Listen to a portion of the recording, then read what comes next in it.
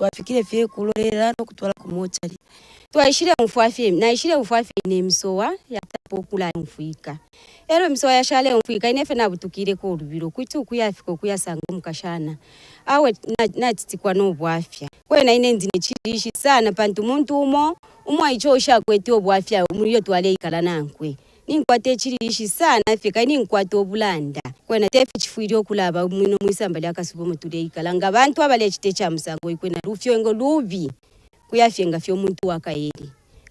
The incident has brought fear among the people of Shulu village. Nachireto mwenso muno mushimwa Shulu. Imfula ishire ileloka yaipa sana abantu kuturumba. Yakonkanya kulaipa yabantu muno mwa Shulu. Kwali fana mpafesi umugazi kukarumba imfula yapafesi yambiri. Mairo imfula yaleloka kuma 16 twasapokelera tineba nafa kalumba ka mwipaya. Ela kumwipa kaka ena kasafikira mchesi nesheti lyapya nachireto mwenso muntu alikana ena bwino ela tu imfula sedileroka yambokola tuipaira abantu batiresa ngwana bono kulyana bena ana chireto mwenso nempika nasha abana batatoro mwaiche mukashana ofuire awe nachireto mwenso. This incident comes barely a month after a 32-year-old Ozimba of Manse district was also allegedly struck by lightning and died. Because of these repeated events, some villagers are now wondering if foul play could be involved. But for now, there's no clear answer. The police are yet to issue a statement. Pasco Mukabira, Prime TV News, in Mansa, Luapula Province. And our chieftainess of the Lamba-speaking people in Mpongwe district has urged local authorities to uphold transparency in the distribution of the Constituency Development Fund, CDF. The traditional leader alleges that the current distribution process is selective, with some community members consistently benefiting while others are left out. She notes that President Hakainde Hichilema's desire is for all Zambians to benefit from the CDF and improve their livelihoods, emphasizing the need for equitable sharing of the national resources.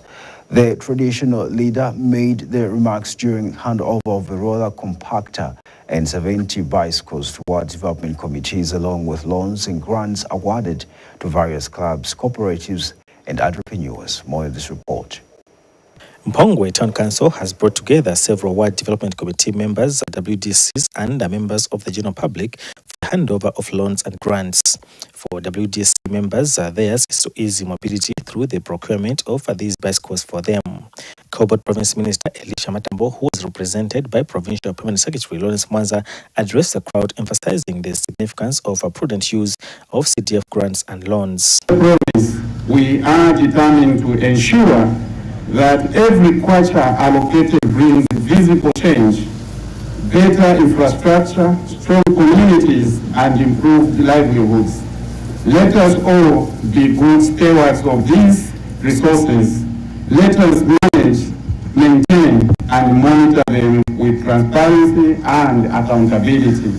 The local authority, through the council chairperson, also delivered a speech.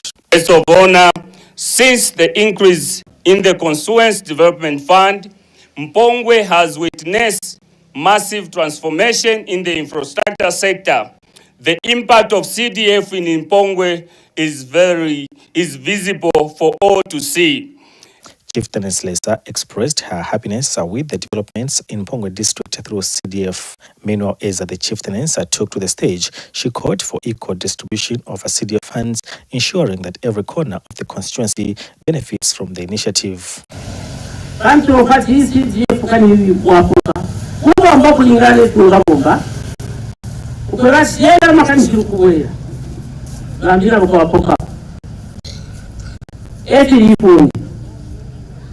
Kano kuikaa kwetu kwenye ngitu tunafikita opposite ngapano bambika nitoa kugereko bako kwata ni mitima ishinga mesi ngitu kuisa ade ndibwa kupoka bambira watota tupoka kani kugulo kuishwecha kuchita kani kuishwa kurecha bazenge mose baembese.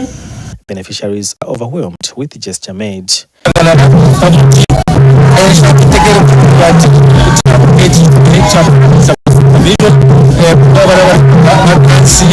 The roller compactor symbolizing improved infrastructure and the best course to easy movements from one point to the other. Reporting for Prime TV. This is Ptv2 News coming to you live on Topstar 110, streaming live on our Facebook page, Ptv2 Zambia. For now, we take a break, but still to come after the break, a coalition of opposition political parties has joined forces with civil society organizations led by... We'll be right back with more details after the break.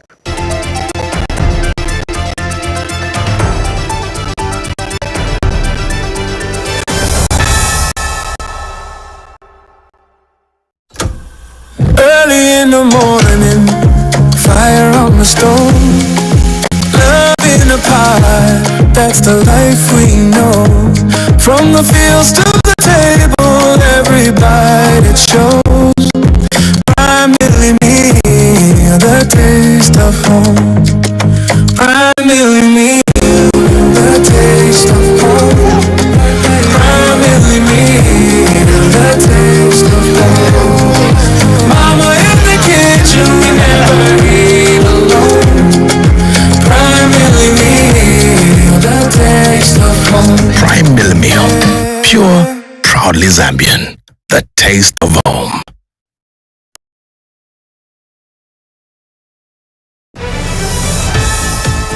When news breaks, we are already there. Welcome to Prime TV2 Zambia, the channel that never sleeps. From your screen, 24/7 news, fast, reliable, unmatched. Catch us on Topstar, channel 110. Watch live on Facebook, Ptv2 Zambia. Prime TV2 Zambia, your window to the nation, your gateway to the world.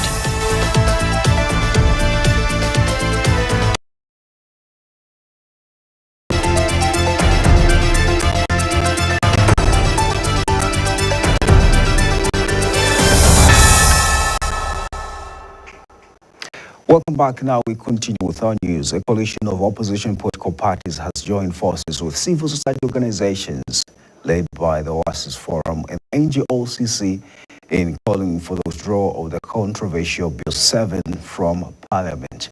The opposition parties have condemned the proposed legislation, saying they cannot support reforms that undermine checks and balances in the governance system. They further argued that opposing Bill 7 does not make civil society organizations anti-government, but rather defenders of democratic principles.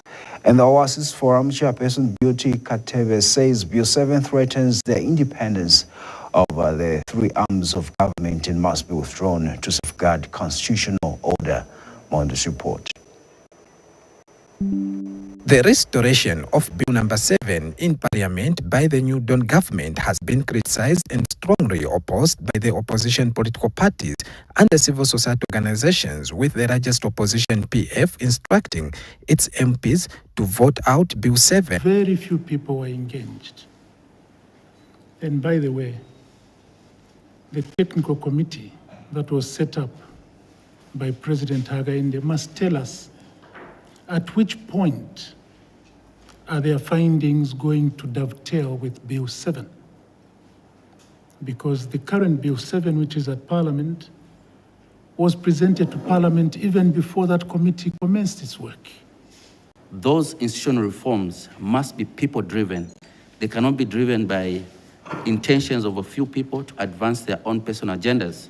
And clearly, looking at the rush and the manipulating the people and implementing evil intentions, which some people have held for quite some time. Is that should they do the wrong thing, those whose names will appear in the wrong column, all of us here are going to campaign against them. I believe even yourselves are going to campaign against them. So civil society, the church, in all of the constituencies will campaign against it. The civil society, in strong opposition of Bill number 7, says allowing the bill will undermine the independence of the three arms of government and should not be allowed to see the... This issue, do I say so, the judiciary ruled against this bill to proceed. I think we saw at some point the legislature calling on the executive to take back the bill in Parliament. quite strange, then we don't have the independence of the three arms of government. And if we don't have that, then we don't have anything that we are going to depend on as Zambians. To you as our opposition leaders, I think we are looking at you, we are watching you, we are seeing the confusion that is there, and we are worried as Zambians.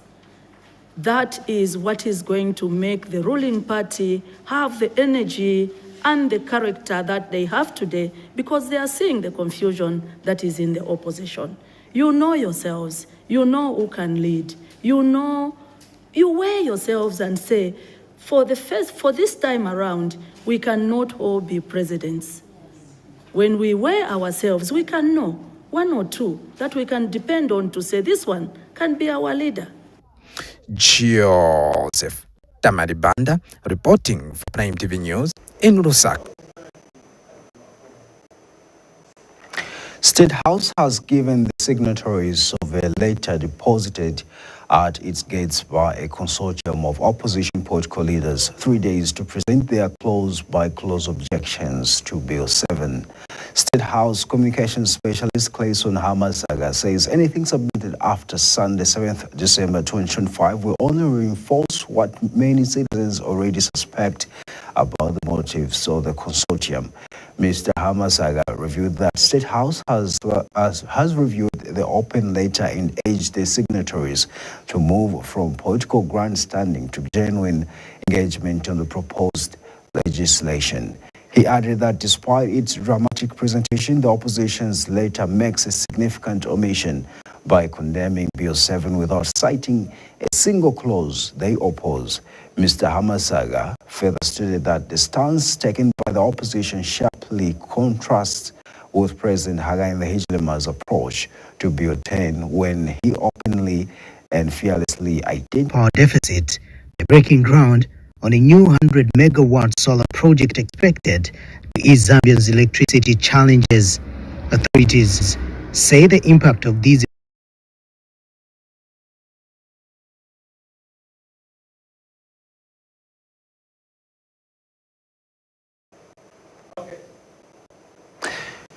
Moving on, the news, government says citizens will begin to experience meaningful relief from the ongoing power crisis in 2026 as several major energy investments start to yield results. This assurance comes at a time when the country is grappling with a severe power deficit that has led to persistent 21-hour load shedding. Speaking during the groundbreaking ceremony for the Kafue Gorge Lower 100-megawatt solar project in Chirundu, Energy Minister Makozo Chikote said the improvements expected next year are not political promises ahead of the 2026 elections, but outcomes of long-term measures already in motion. Details in this report. Government has taken another step in its push to end the country's power deficit by breaking ground on a new 100-megawatt solar project expected to ease Zambia's electricity challenges. Authorities say the impact of these investments will begin to be felt in 2026.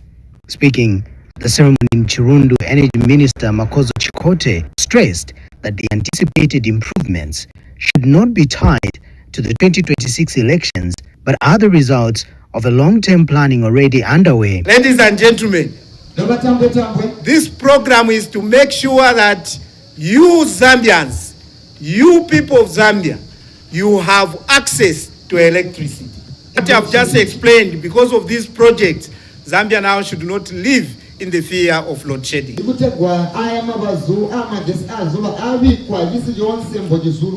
As we move in 2026, the story will not be the same. We'll start seeing results coming. And I want to remind all Zambians, as we start seeing the results in 2026, it's not about the election. It's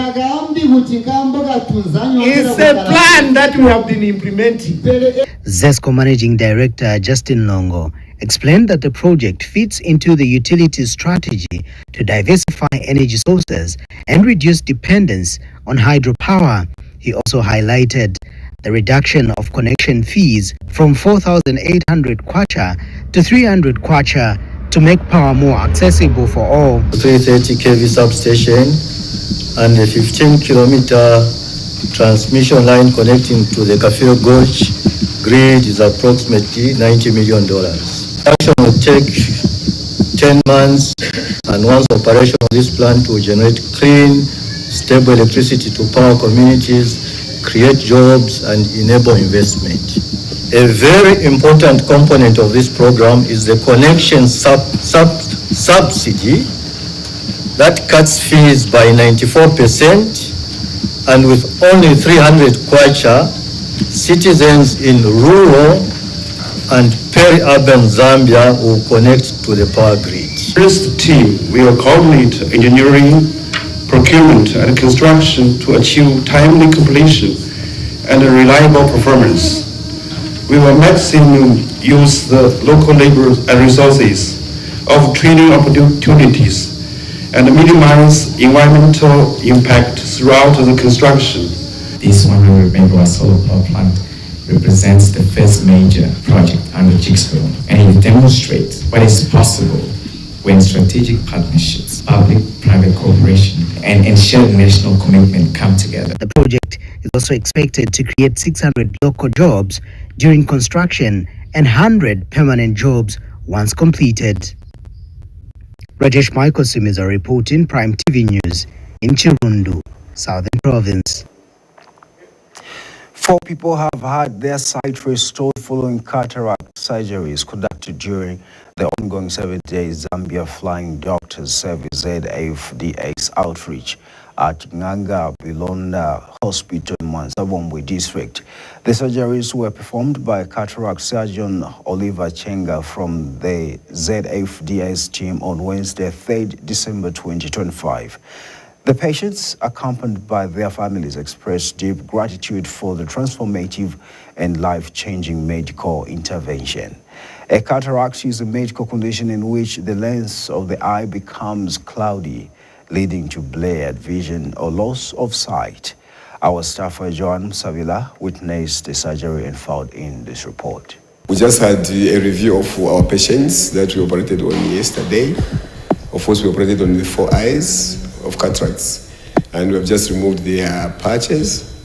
We are very much excited, especially for the mother who had both eyes not seeing. For those who are keen followers, but today, they sang and danced as they recognized things and colors around them, things they could not do before.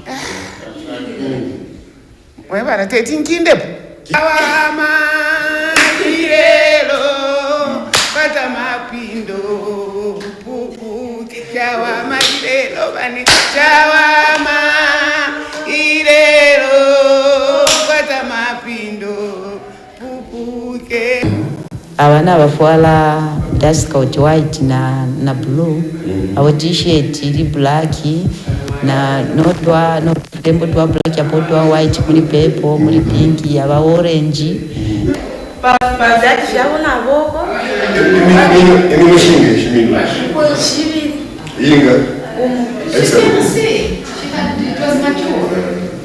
Abana mona niba doctor nabakwata phone kuminwe nabakwera ka yellow abana mona niba doctor bakwera ka blue yero not pitire moto babikamo emoturi abana mani ba doctor kwera ka yellow abana bakwaresa aba mwana wandi conference kasuba With their families that tagged along, patients could not hide their joy as they expressed gratitude for the gesture.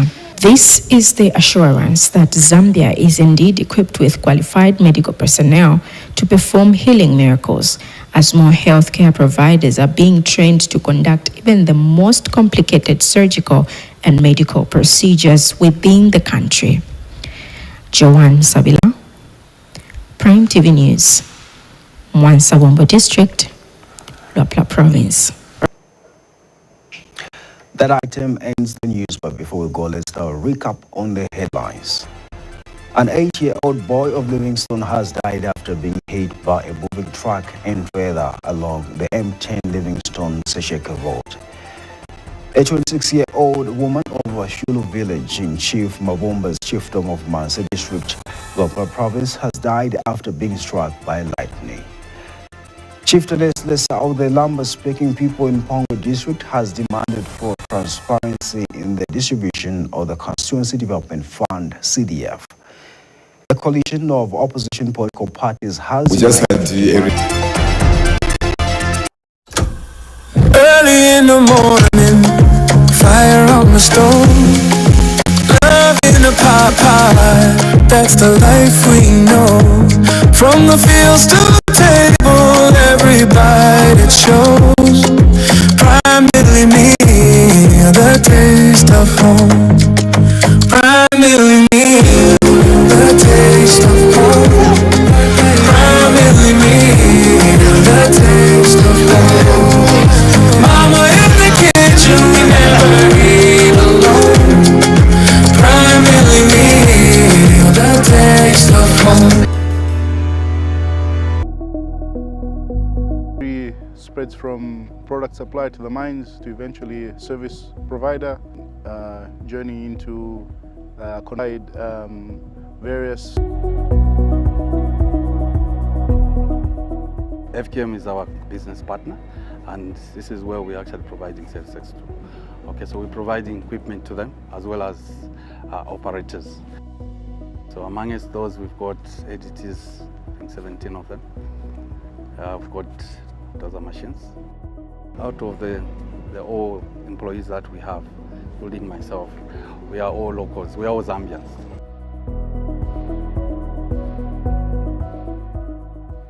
First Quantum's been a very strong partner for us. Our relationship goes as far as 2022, when we were first introduced onto this mine as a service provider with one bulldozer to help do some cleanups at the drill pads. Throughout the years, FQM Trident especially has groomed us into being one of their support contractors here inside their main pit. Over the few years that we've been here, we've grown from basically a service provider for just support services to now even consider it to be given for big projects such as Kansanshi S3, which we were a part of, and now Load and Haul at Enterprise, which we are set to take over. This partnership between FKM Trident Limited and Mineralink is good for the skills transfer because it offers a range of jobs across one service.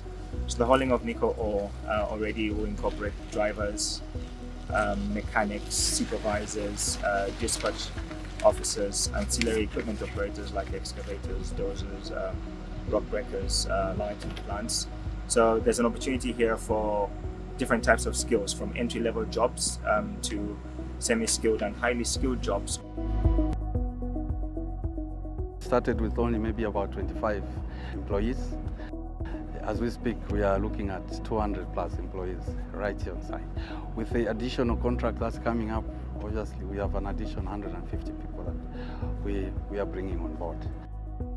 Ideally, we've got an agreement with Trident Foundation, with especially the areas which we're operating, such as this, to ensure that a lot of our locals in the area that we're operating in are getting equal opportunities as well to participate in some of the mining activities that are going on here.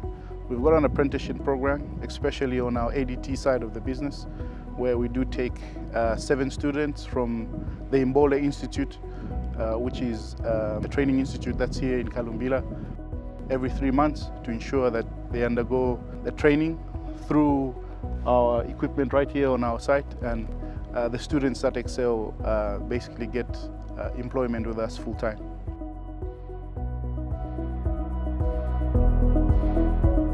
Kwinza kwami kwa kunu kuminoriki nenjiri ho umuntu wabura kwirukisha mashini ADT mabi 40 tons nadinga ho kushikora ku Mbori kuna kumbori ni kuosha nami mwani tuerukisha wanyi sangu twekaranga mavuru kushikora hukuirukisha wanyi dinu kundeta kunu na dinga ho wakuntrenisha ho wawena wa minoriki na kundizisha mashinyi iranga ngana na manishi almost 3 months hamashinyi ho na kuntrenisha ho na kuira interact na mashinyi amboka mboka imumupiti endanga ngana mashinya yenda ngana leru ni dini hamashinyi na kuendesha maweni mashinyi yoyeni 40 tons.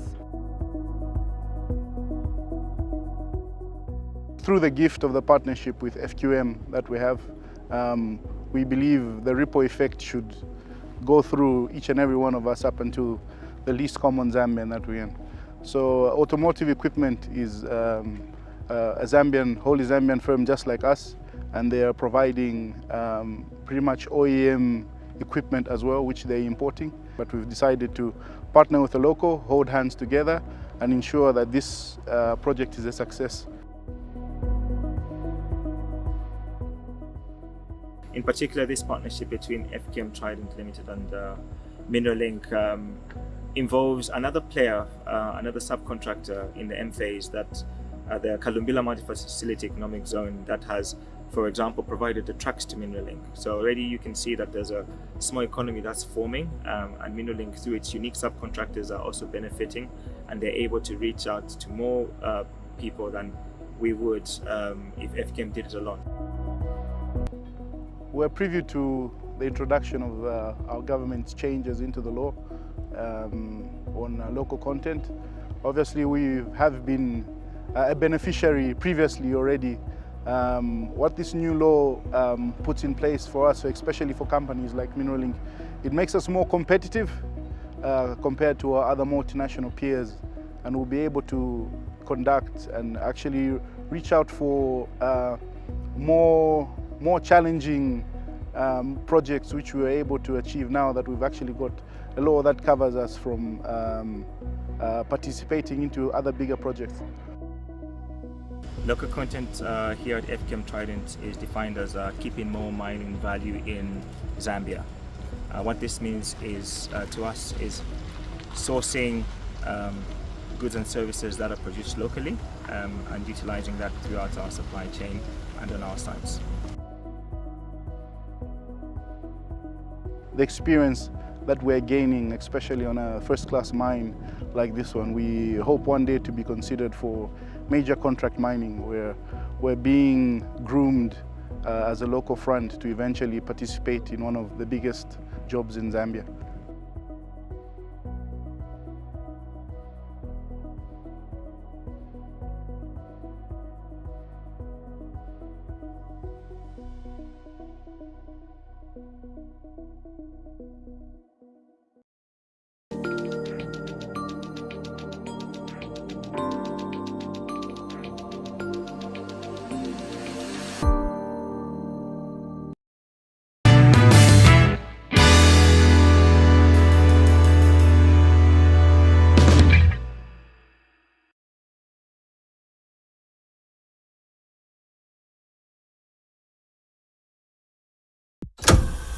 Early in the morning, fire on the stove, love in a pie, that's the life we know.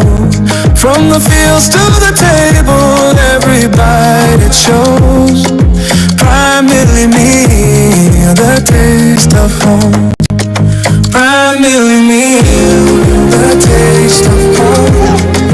Primarily me, the taste of home. Mama in the kitchen, we never eat alone. Primarily me, the taste of home. Prime Mill Milk, pure, proudly Zambian, the taste of home. When news breaks, we are already there. Welcome to Ptv2 Zambia, the channel that never sleeps. From community stories in your backyard to national headlines shaping the country and sports and international updates that keep you ahead, we bring it all to your screen. 24/7 news, fast, reliable, unmatched. Catch us on Topstar, channel 110. Watch live on Facebook, Ptv2 Zambia. Prime TV2 Zambia, your window to the nation, your gateway to the world.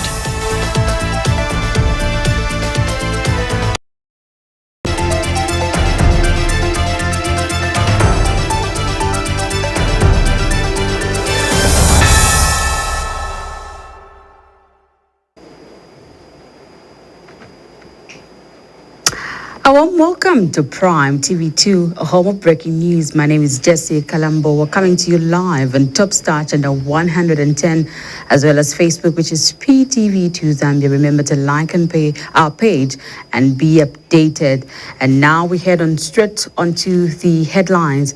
3 people of the same family have drowned on Lake Bangolu in Bapula province after their boat capsized. 2 people have died on the spot, while more than 30 others sustained injuries in a road traffic accident along the Solwezi-Chingola Road in Washindamo district.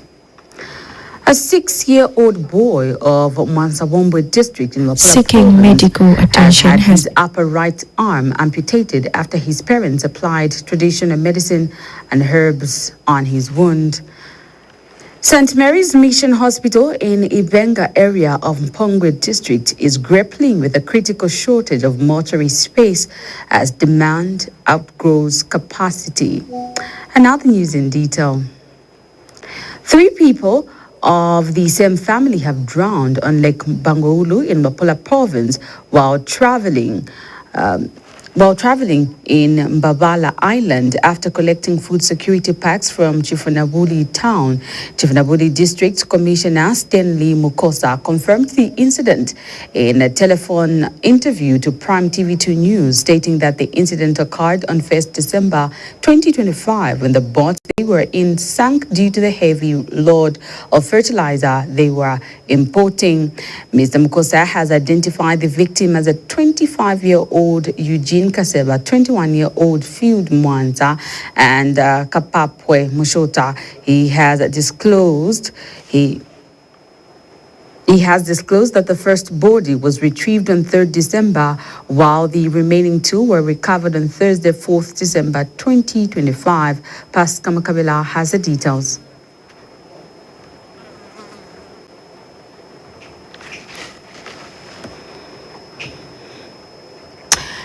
Two people have died on the spot, while more than 30 others have sustained injuries in a road traffic accident along the Solwezi-Chingola Road in Mushindamo district near St. Dorothy at Kibombo Mene.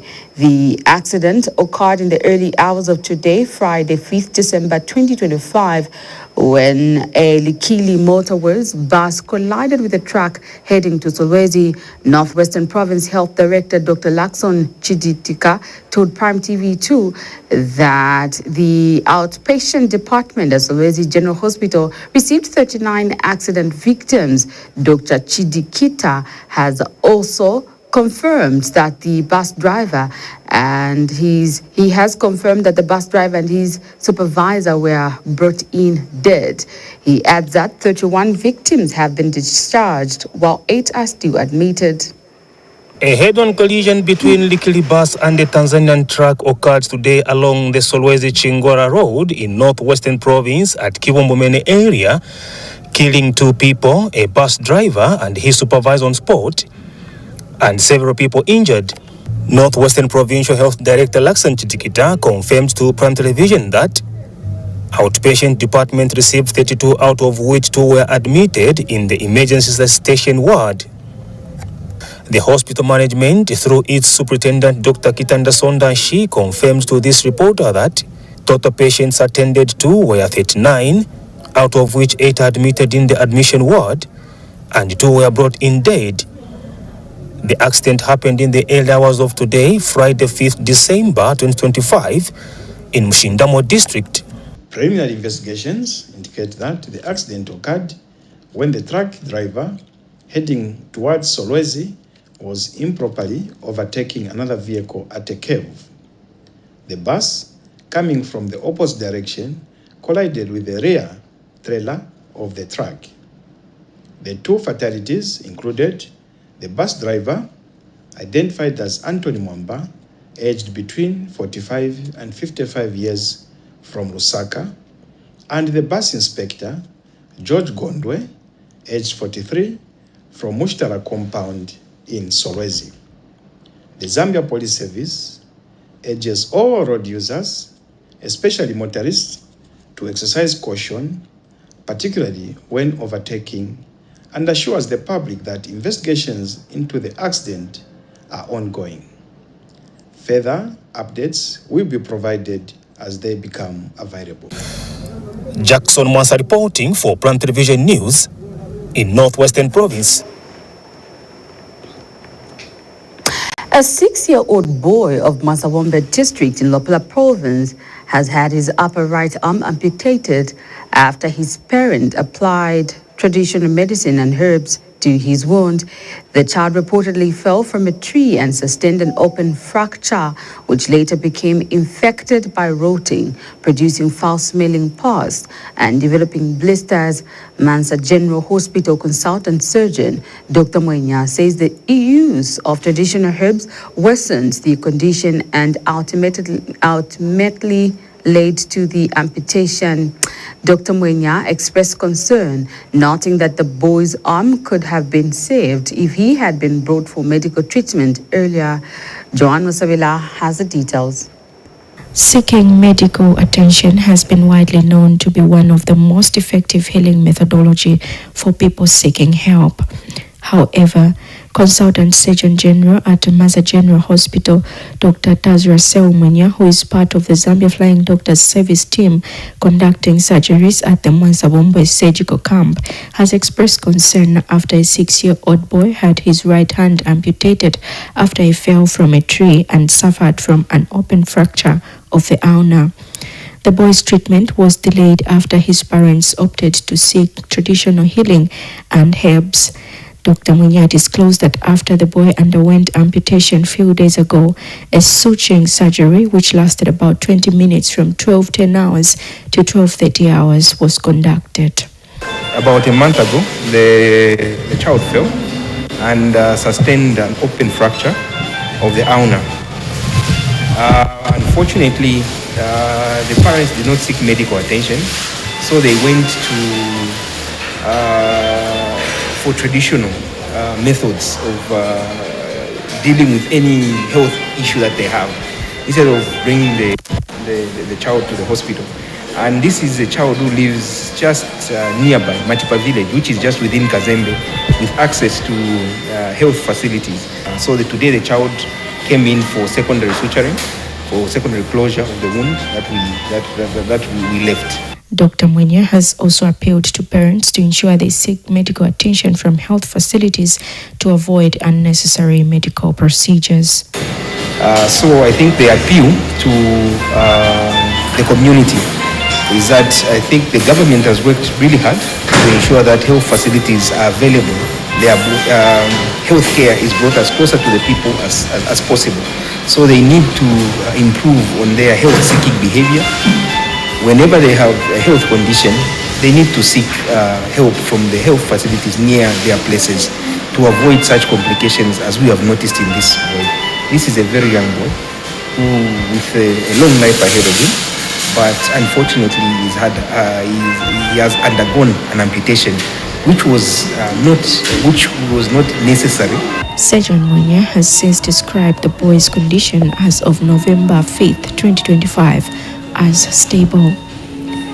Joan Savila, Prime TV News, Masawombe District, Lopela Province. You are still watching Prime TV2, a home of breaking news, and I'll take a break, but still to come. St. Mary's Mission Hospital in the Venga area of Pongwe District is grappling with a critical shortage of mortuary space, with its facility accommodating only 3 bodies despite serving a catchment population of about 33,000 people. Now, for this and many other news items, do not go away.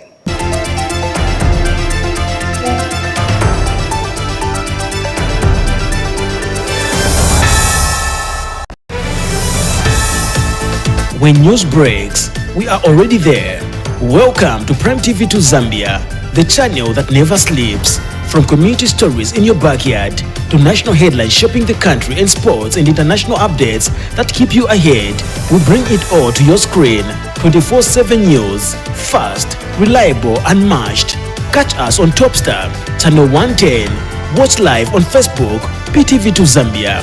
Prime TV2 Zambia, your window to the nation, your gateway to the world. in the morning, fire on the stove. Love in a pie, that's the life we know. From the fields to the table, every bite it shows.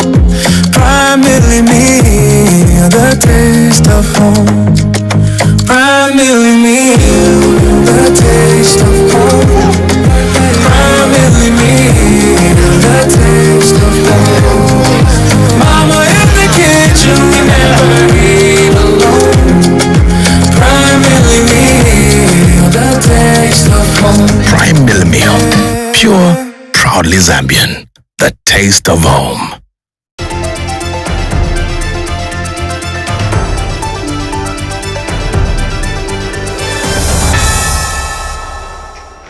Thank you so much for still staying with us, and now we continue with the news. St. Mary's Mission Hospital in Ivenga area of Mpongwe district is grappling with a critical shortage of mortuary space, with its facility accommodating only 3 bodies despite serving a catchment population of 33,000 people. Sister in charge, Sister Anna Chiluba, says the first level hospital continues to face rising demand for its services, not only from Ivenga but across the wider Mpongwe district. She notes that the limited mortuary and Mpongwe District Commissioner Mwabanji acknowledged the hospital's challenges and assured that the government will continue exploring ways to support institutions providing essential community services. Derek Chitamba filed in this report. Mpongwe District Commissioner Mwitwa Mwambashi donated assorted items to St. Mary's Mission Hospital in Ivenga area. During his visit, first-hand information on the challenges faced by the facility were highlighted. Among such are being a limited space at the mortuary, which is said to be in urgent need for expansion. Facility Sister in charge, Sister Anna Chiluba, now shares more. The mortuary, we have a small mortuary. The hospital has expanded, the area has expanded. It houses only 3 bodies.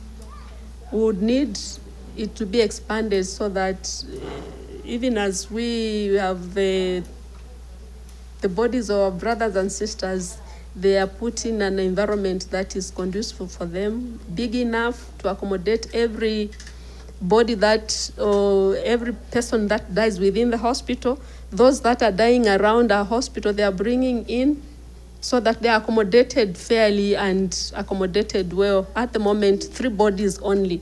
Lack of a police post within the vicinity also poses a challenge in certifying brought-in dead bodies, forcing relatives that are taking long distances to access the services. A big one enough even to house the police unit so that the BID cases that we are receiving these days are dealt with there and then, instead of asking to our people to go to the police station for them to be certified. Dr. Samuel Sianga is a medical officer here as he shares on the general operations at the facility. We are catering for a large catchment area. Not only are we catering for Mpongwe district alone, but we're also catering for Masaiti. So mostly the disease burden or the disease prevalence at our facility, mostly we deal with malaria, which is quite common. We deal with diarrheal diseases. We do have a burden of these non-communicable diseases like hypertension and diabetes.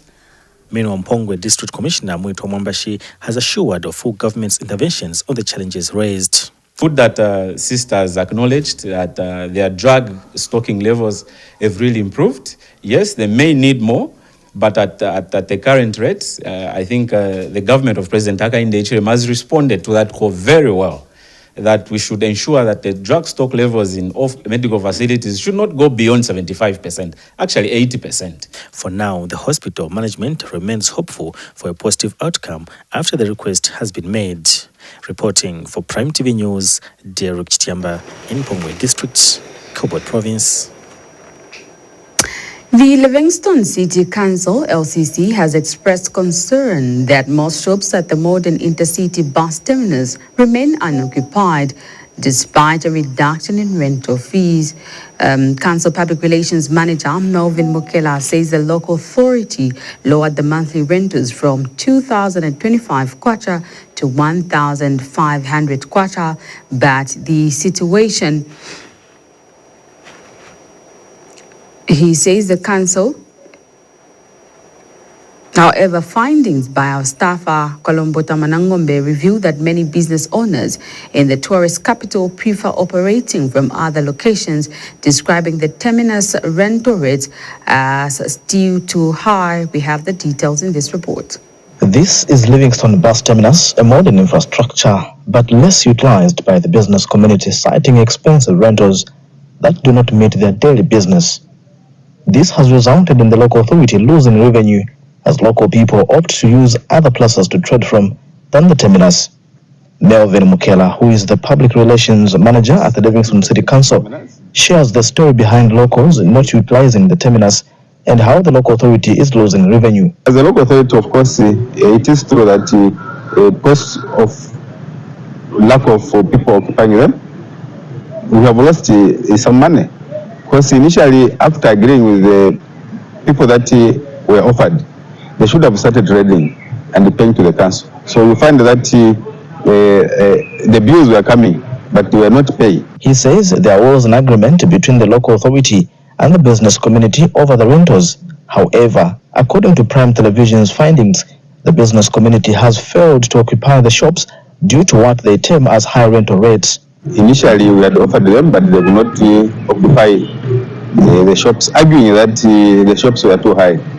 We had to hold the meetings where we called the stakeholders, even the people that had applied earlier, where we agreed, and we reached a consensus where we reached at a fair price for all of us not to lose. According to the local authority's public relations unit, the local authority failed to raise the money for partitioning the shops, hence pushing the matter to first quarter of 2026.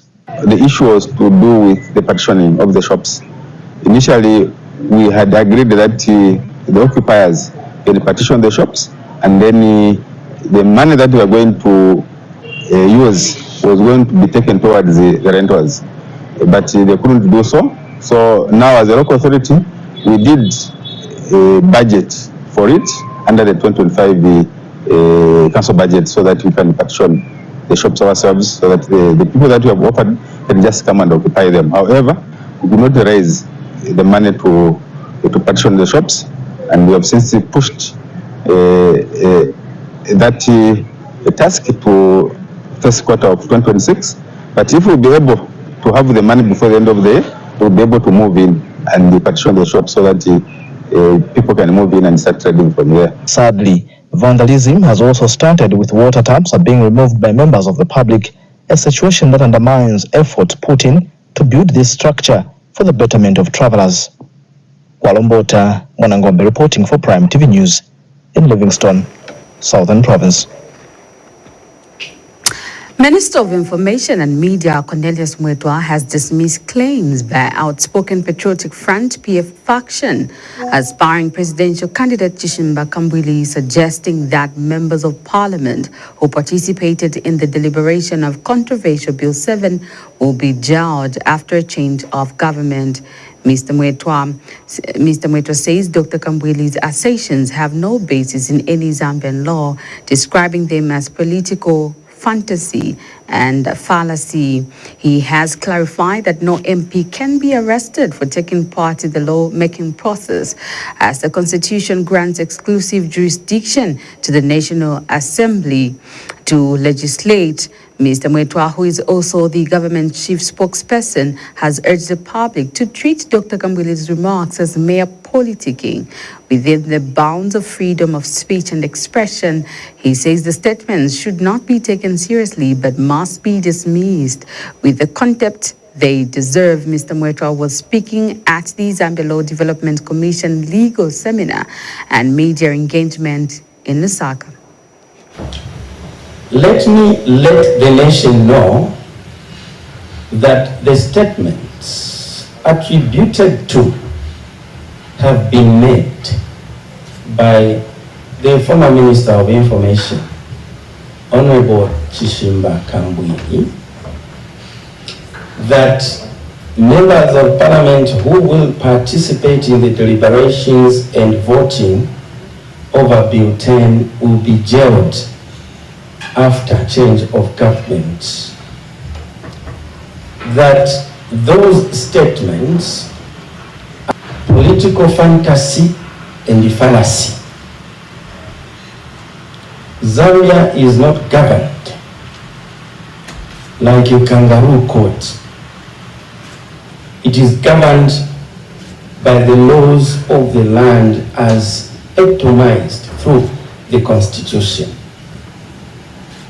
I should end there on commenting on my elder brother, Honorable Chishimba Kambwini. I will not stoop as low as he did, because I respect him as my predecessor and also as an elderly statesman, and also someone I had the privilege to serve with as member of parliament in the National Assembly. So I will not go personal as he did.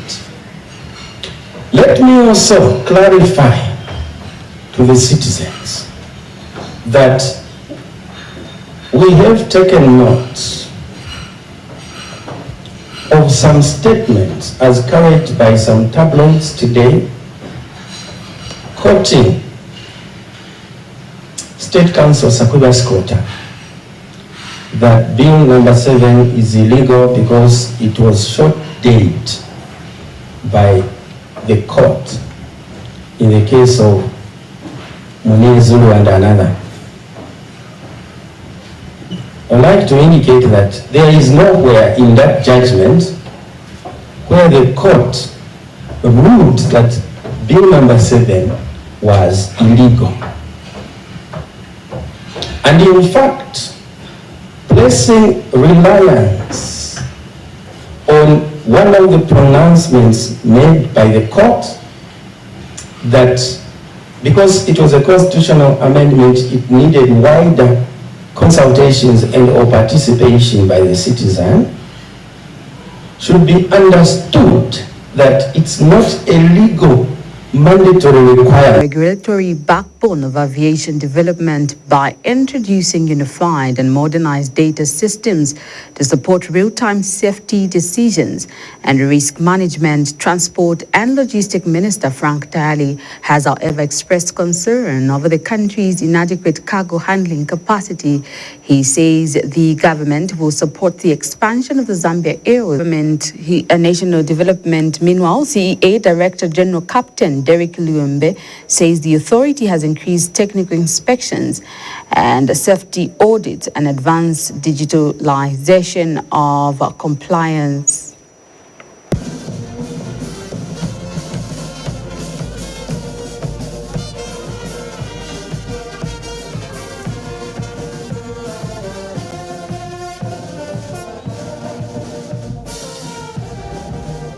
While we acknowledge the strides made in modernizing infrastructure, strengthening oversight, and expanding connectivity, it is equally important to speak candidly about the work that remains unfinished. Work such as, 1, strengthening the regulatory backbone, an integrated data system for the Civil Aviation Authority. Despite progress in regulatory alignment with ICAO, the Civil Aviation Authority still does not have a unified and modernized data system to oversee the entire aviation sector. This limits the authority's ability to make real-time safety decisions, track operator performance, manage risk, and support innovation. My government is committed to ensuring that the Civil Aviation Authority is equipped with the digital tools and systems required to meet the 21st century regulatory demands. Several key milestones have been achieved this year. The Civil Aviation Authority increased technical inspections and safety audits, updated regulations, and industry guidance materials, and enhanced inspector training through ICAO and regional capacity building programs. Progress in digitizing licensing and certification processes has improved efficiency, while continued engagement with operators has strengthened compliance and consistency. These achievements reflect the dedication of the staff of the CAA and the collaborative spirit of our stakeholders. Prime TV2, it is the home of breaking news. Thank you so much for watching. Remember, we always come to you direct from Top Star Channel 110, as well as Facebook, which is Ptv2 Zambia. Recap of the top stories. 3 people of the same family have drowned on Lake Bangweulu in Mapula province after their boat capsized.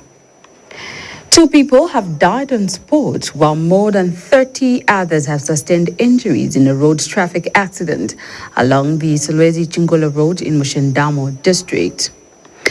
A 6-year-old boy of Mansawombe district in Mapula province has had his upper right arm amputated after his parents applied traditional medicine and herbs to his wound.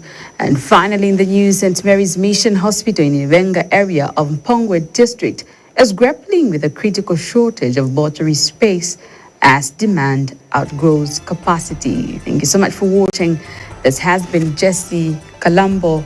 Pleasant viewing.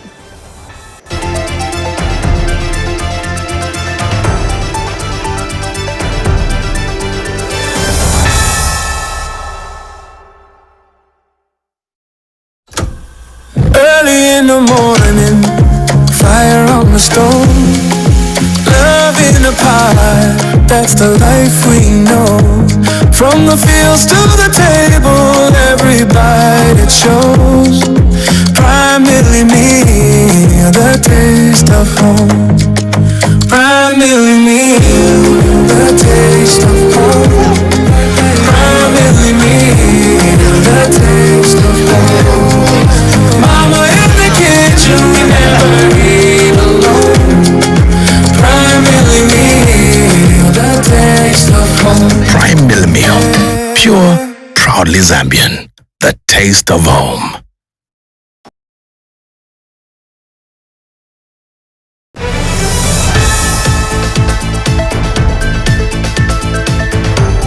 henna muligisi decoder ya Topstar amwebere magani atugwa munchiri agasimpe amumasena momukala ambunga abahimu wezelela tuwambo bahomega abahimulimo twamwetela magani muhyogo yonse yajihi ana majaja wa Prime TV2 channel 110 ninganda ileta magani mbwabele.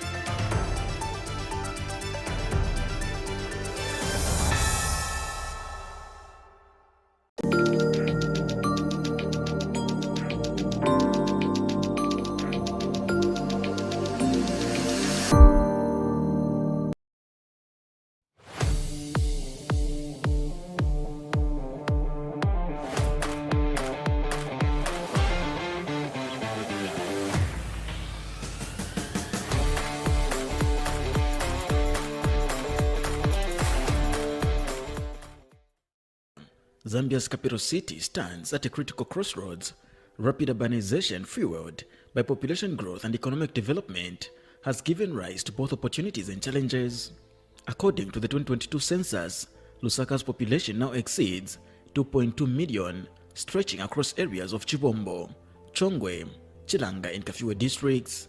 But with this growth come mounting challenges: unplanned urban sprawl, overstretched infrastructure, worsening living conditions, and chronic congestion, especially within the central business district, are becoming the city's daily struggles.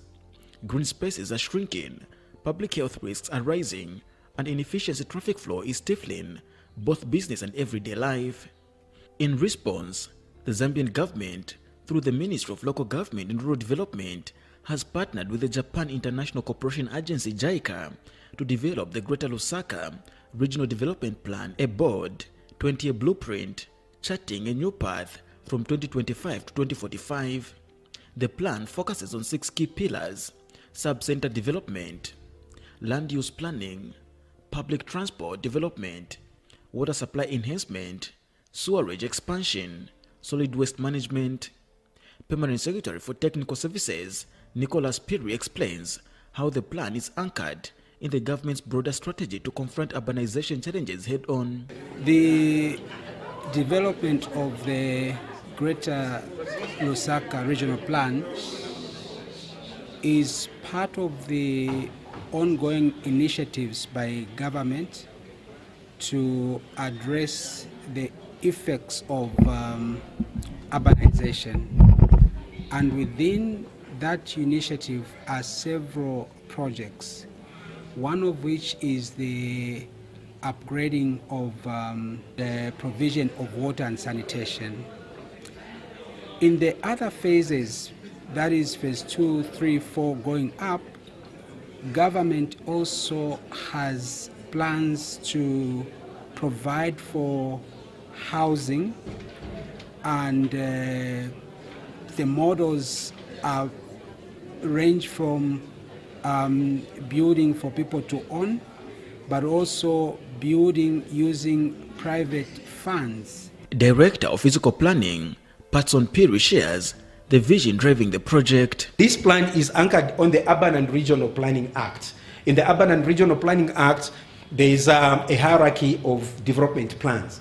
There is what we call the National Planning Framework, and then there are regional development plans. Then you have integrated development plans, you have local area plans, and also sector plans. This is a regional development plan.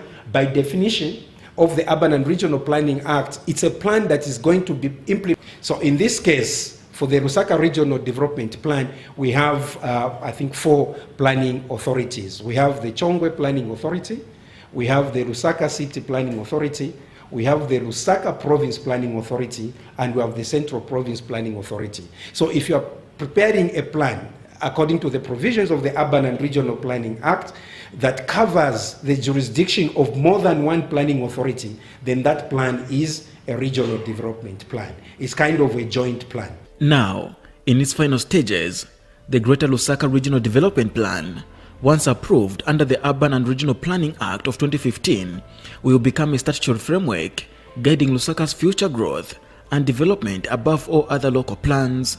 Recognizing that collective ownership is key to success, a stakeholder seminar was held to engage diverse voices from across Lusaka. At the seminar, Minister of Local Government and Rural Development Gefsi Alobalo, represented by Permanent Secretary Nicholas Piri, praised the inclusivity of the project, aligning it with the New Dawn government's emphasis on participatory development. This document would not have been prepared successfully without the technical input from the following stakeholders, among others: the JICA expert team, government ministries and departments, quasi-government institutions, state-owned enterprises, the 2 provincial administrations, that is Lusaka and Central Province, all district administrations in the state area, all the 5 councils in the state area, the private sector, the community, cooperating partners, and most importantly, the traditional leadership. This inclusiveness reflects the New Dawn government's vision of deepening citizens' participation in development, both at planning and implementation levels. I wish to commend all stakeholders for their valuable input and cooperation in this regard. With much of the targeted development zone falling under customary land, Mr. Sialubalo urged local authorities in Chibombo, Chongwe, Chilanga and Kafiwe to engage traditional leaders, fostering understanding and cooperation. I therefore charge all the local authorities to engage and sensitize traditional leaders on the need and importance of planning agreements that will enable effective implementation of projects in the area of study. Planning agreements, ladies and gentlemen, are key in facilitating well-coordinated and effective rural planning and subsequent implementation of programs and projects that aim to eradicate or indeed reduce poverty. JICA Zambia Chief Representative Tateyama Jotaro remains optimistic about Lusaka's potential to emerge as a regional hub of trade and innovation. While urban challenges are numerous, the potential is even greater. Unlocking this potential requires the collective actions of many stakeholders. Each small action, when accumulated, leads to tangible and significant collective impact. Let us seize coming opportunities for growth and work together to actualize development vision of an integrated, thriving region of global connectivity, economic industrialization, and environmental sustainability. JICA is committed to contributing as a member of the Greater Lusaka LDP under the continuous leadership of the Government of the Republic of Zambia. Community engagement included public workshops, household opinion surveys, and consultations with various stakeholders. We also had a participatory approach process where there was the first workshop in terms of the, that is an open house style of the workshop on strategic environmental assessment.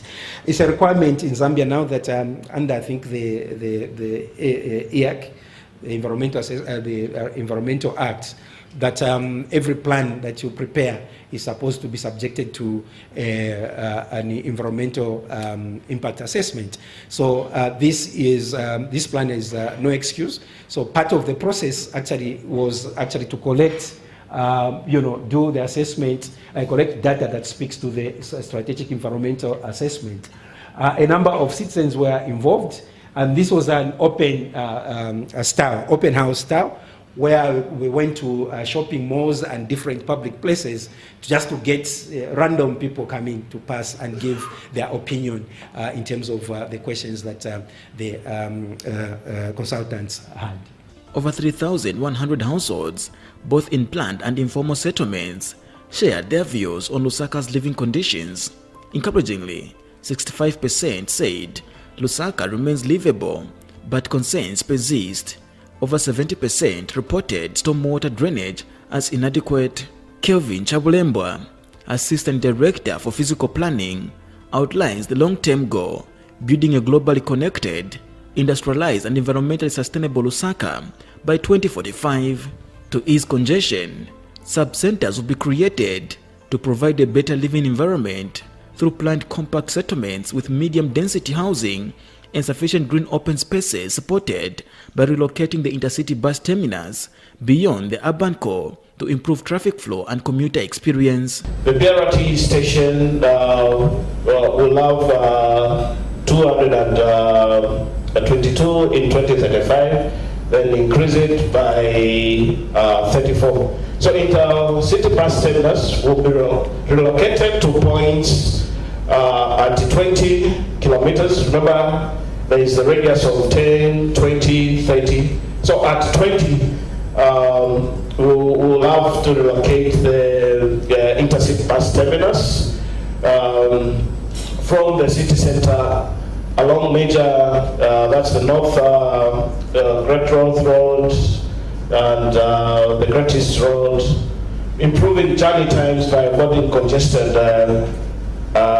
urban areas. So what will happen is if you're coming from the Gatris Road, you join the BRT somewhere outside the congested urban areas, then you connect to the intercity in town and the rail line there. In the center where there is the brown dot there, that's the intercity. Then minibus services will complement the BRT system by providing the feeder connections and saving areas beyond the BRT. So those areas that won't have the BRT, the minibuses will still do that work there, collect people, then feed them into the BRT.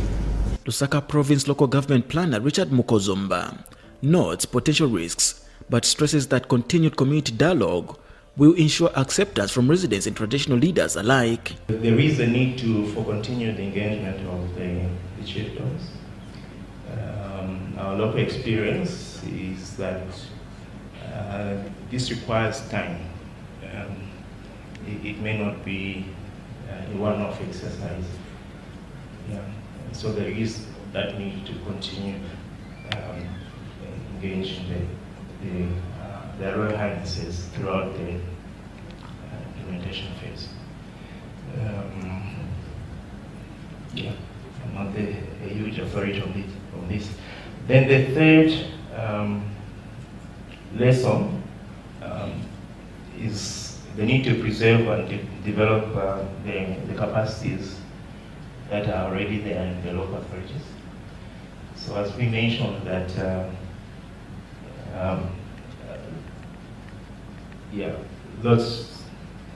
lots of effort was made to develop the human resource to be able to handle or to manage the processes, the management system helping us lead to the realization of the vision. So with that, if staff is not stable especially in the local authorities, it may begin to thwart the process. During an opinion survey, residents were asked if the vision proposed in the 2009 master plan for Lusaka should be carried forward in the future. More than 90% of households stated that the vision and development approach proposed in the 2009 master plan should be carried forward to the Lusaka RDP. But while past plans in the 2009 Lusaka master plan faced implementation hurdles due to limited funding, Nicholas Piri assures that the New Dawn government has developed a robust resourcing strategy to ensure that the Greater Lusaka Regional Development Plan becomes a reality. Out of the things you see now in terms of the ring roads were an extract of the 2009 plan. However, because of poor financing, this plan could not be fully implemented. The difference now is that this plan has come on board with a resourcing strategy, a fundraising strategy, which also embraces the incorporation and invitation of the private sector to implement this initiative.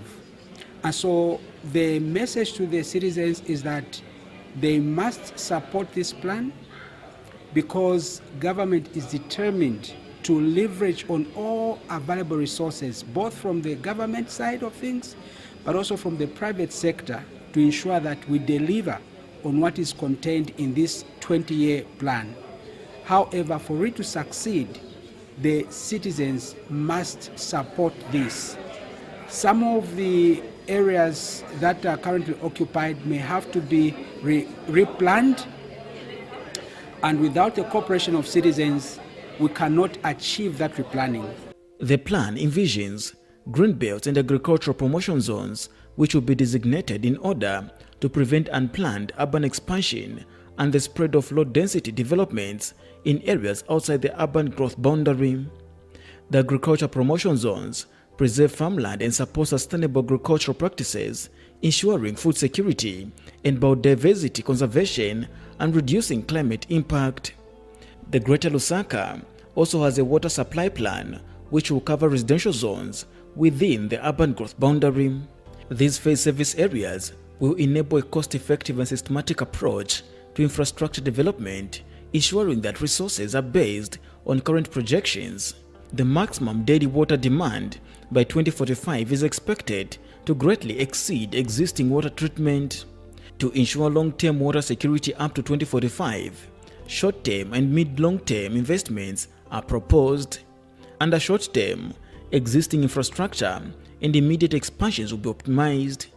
In the mid-long-term plan, major infrastructure expansion and future water source investigations. To expand and enhance sewerage services, centralized sewerage systems and on-site sanitation systems are proposed. In high-density urban areas and new residential development areas, sewage will be treated using newly constructed or upgraded centralized sewerage systems, and treatment plants and sewer networks will be extended. Meanwhile, in suburbs and unplanned settlements, sewage will be treated using improved on-site sanitation facilities such as newly constructed latrines and septic tanks. In terms of sewerage and sanitation service areas, you're talking of a sewerage service area of 397 kilometers square. If you look at the population that will be served in there, it's about 1.5. And 2045, we're hoping to serve about 2 million people. Then in terms of on-site sewerage and sanitation facilities,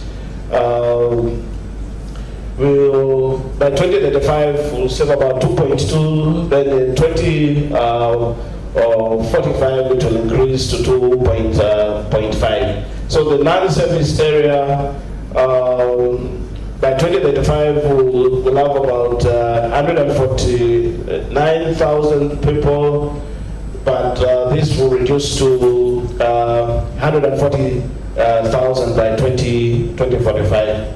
With the city's waste burden rising, transfer stations and sanitary landfills will be developed.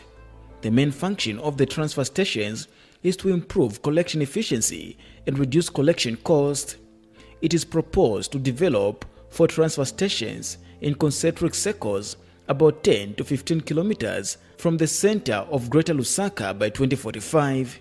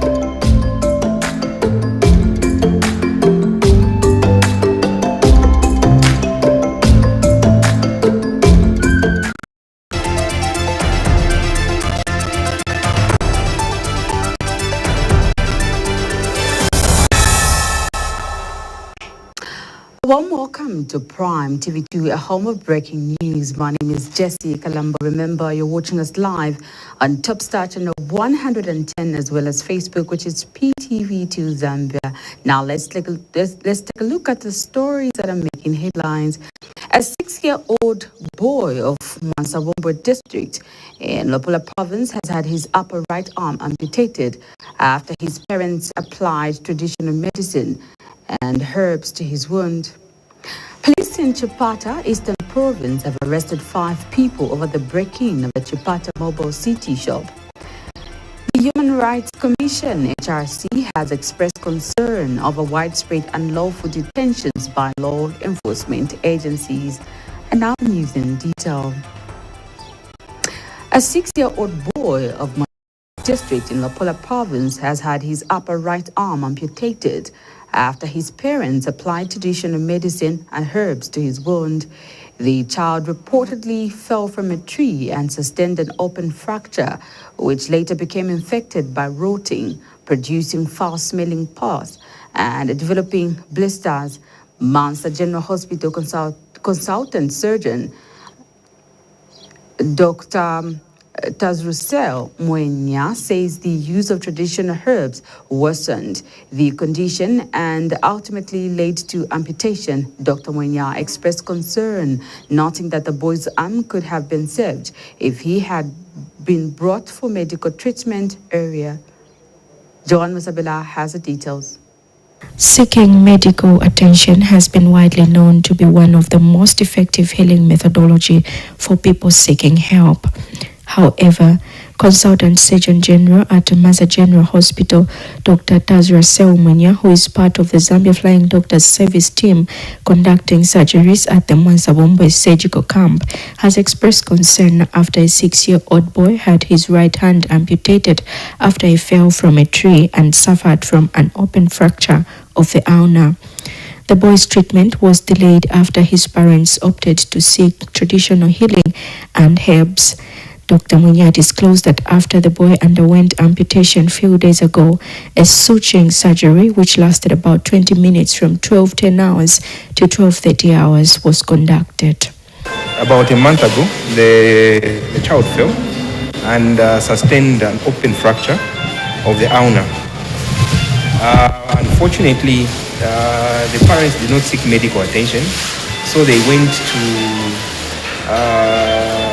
for traditional methods of dealing with any health issue that they have, instead of bringing the child to the hospital. And this is a child who lives just nearby Matipa village, which is just within Kazembe, with access to health facilities. So today the child came in for secondary suturing, for secondary closure of the wound that we left. Dr. Mwenya has also appealed to parents to ensure they seek medical attention from health facilities to avoid unnecessary medical procedures. So I think the appeal to the community is that I think the government has worked really hard to ensure that health facilities are available. Healthcare is brought as closer to the people as possible. So they need to improve on their health-seeking behavior. Whenever they have a health condition, they need to seek help from the health facilities near their places to avoid such complications as we have noticed in this boy. This is a very young boy who, with a long life ahead of him, but unfortunately he has undergone an amputation, which was not necessary. Surgeon Mwenya has since described the boy's condition as of November 5th, 2025 as stable. Joanne Savila, Prime TV News, Mwanza District, Luapula Province. Police in Chipata, Eastern Province, have apprehended 5 people in connection with the breaking into the mobile city shop and stealing an undisclosed sum of money. Eastern Province Police Commanding Officer Robertson Mwemba says the 4 suspects are Chipata residents, while one hails from Chadiza. He adds that the suspects allegedly used part of the stolen money to purchase a motor vehicle, Toyota Tienta by Meg. Mr. Mwemba states that police are investigating on the matter, adding that the suspects will appear in court soon. Morning, we received a report that some criminals had entered into Mobile City shop here in Chipata. We did our investigations and we did not want to rush into informing you people so that people are alerted, for fear that we are going to jeopardize our investigations. So far so good. I'm safely happy with what my officers have done. We have nabbed, or we have arrested, or we have apprehended 5, I would term them criminals, because they went into a private place to do what they did. A good amount of money was stolen, but as usual, these criminals, since we didn't know how much was stolen, but I can safely tell you to say we have recovered a good amount of money, and also a vehicle, is a so-called Sienta, this latest was from Japan, that has flooded the province now. It's packed our inner car park here. We have recovered. So far, all these criminals, we don't have one from outside the province. All of them, they are from Eastern here, province. 5 from Chipata and 1 from Chadiza. As we are talking now, all of them, they are in our custody, and they confirmed to us after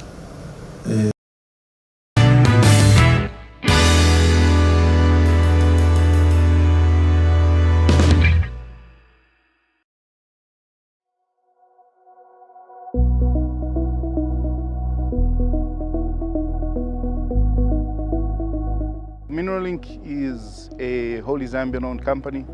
We were established in 2001. Our history spreads from product supply to the mines to eventually a service provider, journey into contract mining.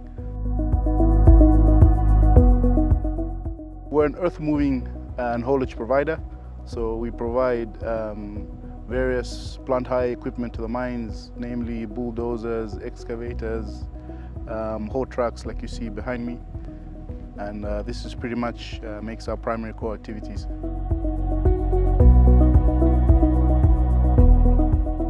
FKM is our business partner, and this is where we're actually providing services to. Okay, so we're providing equipment to them as well as operators.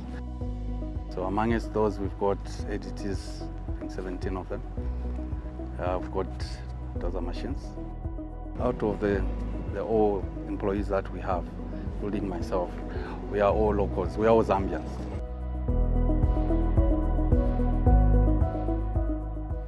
First Quantum's been a very strong partner for us. Our relationship goes as far as 2022, when we were first introduced onto this mine as a service provider with 1 bulldozer to help do some cleanups at the drill pads. Throughout the years, FQM Trident especially has groomed us into being one of their support contractors here inside their main pit. Over the few years that we've been here, we've grown from basically a service provider for just support services to now load and haul at enterprise, which we are set to take over. This partnership between FKM Trident Limited and Mineralink is good for the skills transfer because it offers a range of jobs across one service. So the hauling of nickel ore already will incorporate drivers, mechanics, supervisors, dispatch officers, ancillary equipment operators like excavators, dozers, rock breakers, lighting plants. So there's an opportunity here for different types of skills, from entry-level jobs to semi-skilled and highly skilled jobs. Started with only maybe about 25 employees. As we speak, we are looking at 200 plus employees right here on site. With the additional contract that's coming up, obviously we have an additional 150 people that we are bringing on board. Ideally, we've got an agreement with Trident Foundation, with especially the areas which we're operating, such as this, to ensure that a lot of our locals in the area that we're operating in are getting equal opportunities as well to participate in some of the mining activities that are going on here. We've got an apprenticeship program, especially on our ADT side of the business, where we do take 7 students from the Imbole Institute, which is a training institute that's here in Kalumbila, every 3 months to ensure that they undergo the training through our equipment right here on our site, and the students that excel basically get employment with us full time.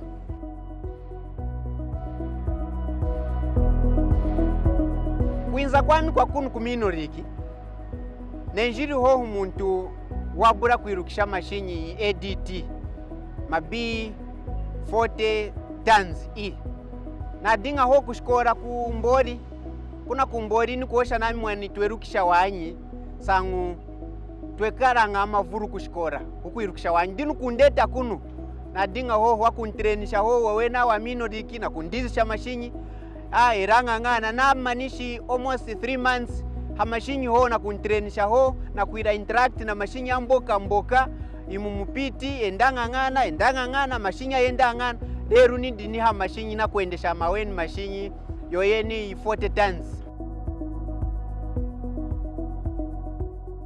Through the gift of the partnership with FQM that we have, we believe the ripple effect should go through each and every one of us up until the least common Zambian that we're in.